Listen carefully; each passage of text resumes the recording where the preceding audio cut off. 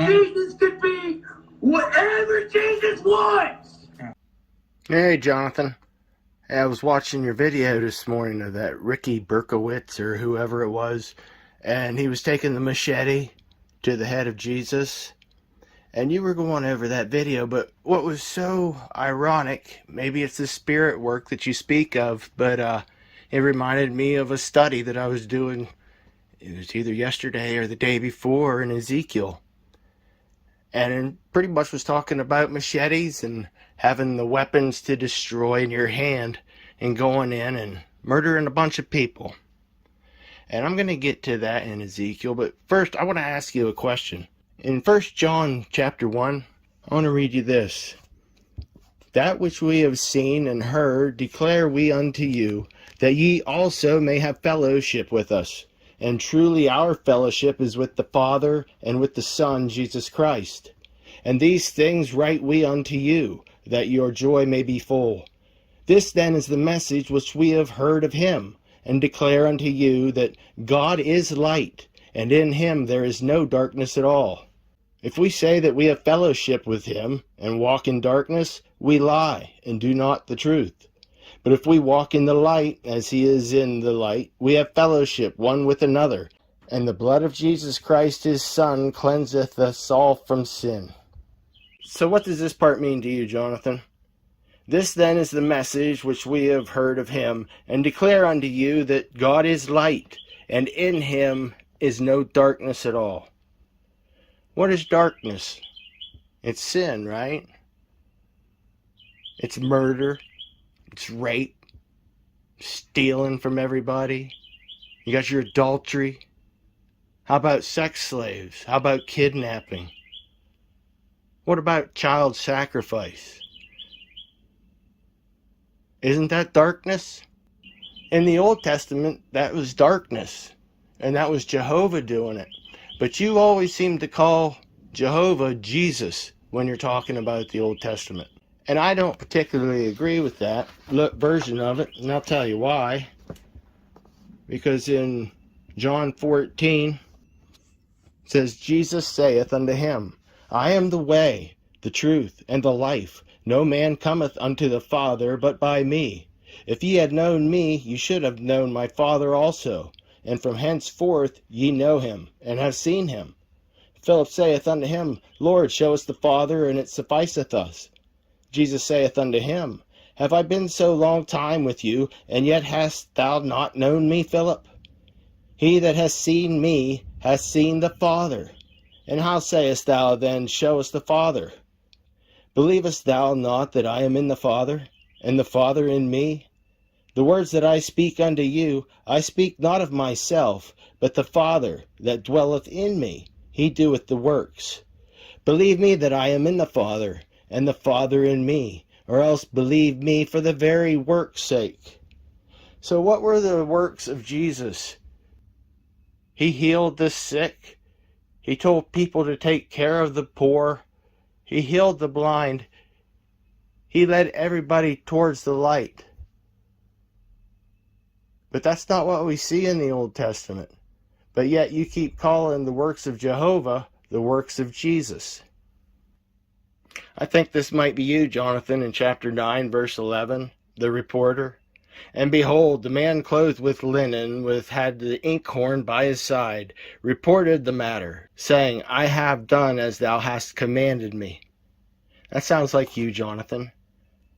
But what did you report? Did you report any light? There's only light in the Father, according to Jesus. There is no darkness that dwells in him. But let's see what Jesus is capable of doing in Ezekiel here. And you tell me if this sounds right. Here, chapter 9. A vision whereby is shown the preservation of some and the destruction of the rest. So let's see what Jesus did to the people. To his people. These are his people. He cried also in mine ears with a loud voice, saying, Cause them that have charge over the city to draw near, even every man with his destroying weapon in his hand. That sounds like Ricky with his machete, doesn't it? And behold, 6 men came from the way of the higher gate, which lieth towards the north, and every man a slaughter weapon in his hand. And again, there's Ricky with the machete. Here's you, Jonathan. And one man among them was clothed with linen, with a writer's inkhorn by his side. And they went in and stood by the brazen altar. And the glory of God of Israel was gone up from the cherub whereupon he was, to the threshold of the house. And he called to the man clothed with linen, which had the writer's inkhorn by his side. That's you, Jonathan. And the Lord said unto him, Go through the midst of the city, through the midst of Jerusalem, and set a mark upon the foreheads of the men that sigh and that cry for the abominations that be done in the midst thereof. And to the others he said, in mine hearing, Go ye after him through the city, and smite. That means to kill. Let not your eye spare, neither have ye pity. Slay utterly old and young, both maids and little children and women, but come not near any man upon whom is the mark. Now, does this sound like Jesus saying this, making this commandment? It says, slay utterly old and young, both maids and little children and women, but come not near any man upon whom is the mark. Can you picture that? The Lord or Jesus Christ telling these people with the machetes to go in and just butcher everybody? Little children, women, little girls, young, just everybody. It doesn't matter. Then he says, Defile the house and fill the courts with the slain. Go ye forth. And they went forth and slew in the city. And it came to pass, while they were slaying them, that I fell upon my face and cried and said, Ah, Lord, wilt thou destroy all the residue of Israel in the pouring out of thy fury upon Jerusalem? Does that sound like Jesus? Then he said unto me, The iniquity of the house of Israel and Judah is exceeding great, and the land is full of blood, and the city full of perverseness. For they say, The Lord hath forsaken the earth, and the Lord seeth not. And here's Jehovah. And as for me also, mine eye shall not spare, neither will I have pity, but I will recompense their way upon their head. And behold, the man clothed with linen, which hath the inkhorn by his side, reported the matter, saying, I have done as thou hast commanded me. Why would you do that to Jesus' head?